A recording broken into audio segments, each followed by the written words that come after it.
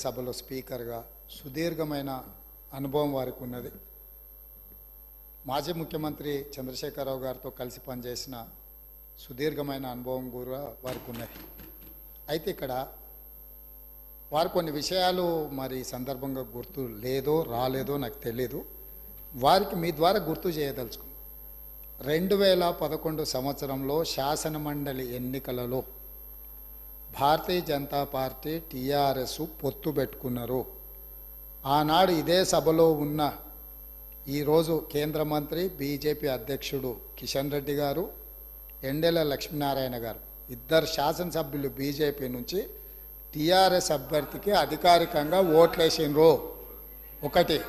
రెండవది, ఆనాడు ముగ్గురు టీఆర్ఎస్ ఎమ్మెల్యేలు కిరణ్ కుమార్ రెడ్డి గారికి ఓటేసిండ్రు.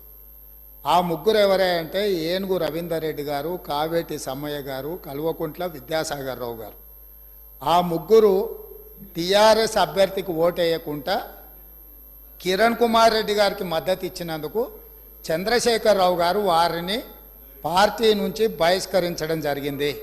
ఆ సందర్భంగా ఎమ్మెల్యేలు ఏం చెప్పిండ్రంటే, అయ్యా మీ అల్లుడు గారే మమ్మల్ని ఇక్కడ ఓటేయమని చెప్తే మేము పోయి అక్కడ ఓటేసినాము, ఓటేయమన్నా మీ అల్లుడినేమో ఇంట్లో పెట్టుకున్నావు, మమ్మల్ని పార్టీ నుంచి ఎట్లా బహిష్కరిస్తామని వాళ్ళు మాట్లాడడంతో తిరిగి 2014లో వారికి టికెట్లు ఇవ్వడం జరిగింది. నెంబర్ 1. నెంబర్ 2, 2014 నుంచి 2023 వరకు పార్లమెంటులో ఏ సందర్భం వచ్చినా అధికారికంగా అక్కడ రికార్డులు ఉన్నాయి. కావాలంటే వారి పెద్దలు పోచారం శ్రీనివాసరెడ్డి గారు నామ నాగేశ్వరరావు గారికో లేకపోతే కేశవరావు గారికో వారు అడిగితే ఎన్ని బిల్లులు వచ్చినప్పుడు లోక్సభలో కానీ రాజ్యసభలో కానీ వారు ఎవరి పక్షాన నిలబడి ఎవరికి మద్దతు పలికినరో అక్కడ సజీవంగా సాక్ష్యాలు ఉంటాయి.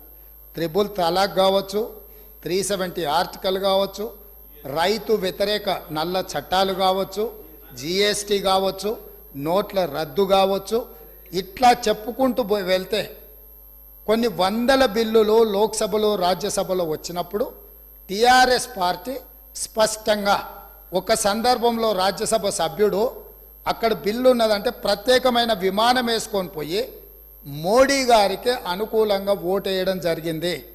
Bharatiya Janata party, BRS, BJP ఒకే రకమైన ఆలోచన విధానంతో గత 10 సంవత్సరాలు ప్రభుత్వాలను కలిసి నడుపుకున్నారు. వాళ్ళిద్దరు కలిసి చర్చించుకున్నారు. ఇంతెందుకు వాళ్ళ పార్టీ అంతర్గత విషయం ముఖ్యమంత్రి గారిని మార్చాలని ఇక్కడ చాలామంది మాజీ మంత్రులు చంద్రశేఖరరావు గారిని దించేసేయాలి, తారక రామారావు గారిని ముఖ్యమంత్రిని చేయాలని చెప్పి ఆ మంత్రివర్గంలో ఉన్న వాళ్ళే చంద్రశేఖరరావు గారి మీద అవిశ్వాసం ప్రకటించి తారక రామారావు గారిని ముఖ్యమంత్రిని చేయండి అని వాళ్ళు మాట్లాడినరు.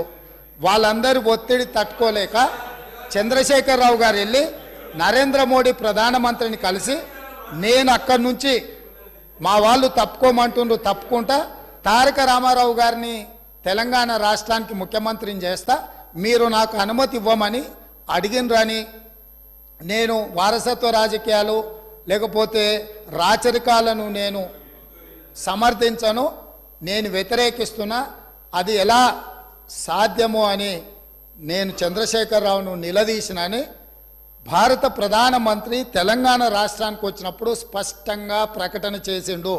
ఇప్పుడు పెద్దలు శ్రీనివాసరెడ్డి గారిని నేను అడుగుతున్నా, మీకు ఎలాంటి సంబంధాలు లేకపోతే, అనుబంధం లేకపోతే, ఆయన అనుమతితోనే మీరు నిర్ణయాలు తీసుకోకపోతే మీ పార్టీ అంతర్గత వ్యవహార ముఖ్యమంత్రిని మార్చుకోవడం అనేది, అట్లాంటి విషయం కూడా మోడీ గారి అనుమతిని అడిగిందంటే మీ బంధం ఫెవికల్ బంధం. ఒకవేళ మీకు కేసీఆర్ గారు చెప్తుండ్రో లేదో వాస్తవాలు ఒక్కసారి ఇప్పుడు నేను చెప్పిన చరిత్రను మొత్తము వారు తెలుసుకోవాల్సిందిగా నేను కోరుతున్నా. మీకు కొన్ని చెప్తాడు, కొన్ని దాస్తాడు. కాబట్టి దాసినై మీకు ఒకవేళ ఎప్పుడైనా అనుమానం వస్తే మీరు ఎప్పుడైనా నన్ను అడగొచ్చు, స్వేచ్ఛగా వచ్చి కలవచ్చు. మిగతా వివరాలన్నీ కూడా నేను మీ దృష్టికి తీసుకొస్తా. సబ్స్క్రైబ్ చేయండి. Please do subscribe to. Please like, share and subscribe to top Telugu TV. Top Telugu TV.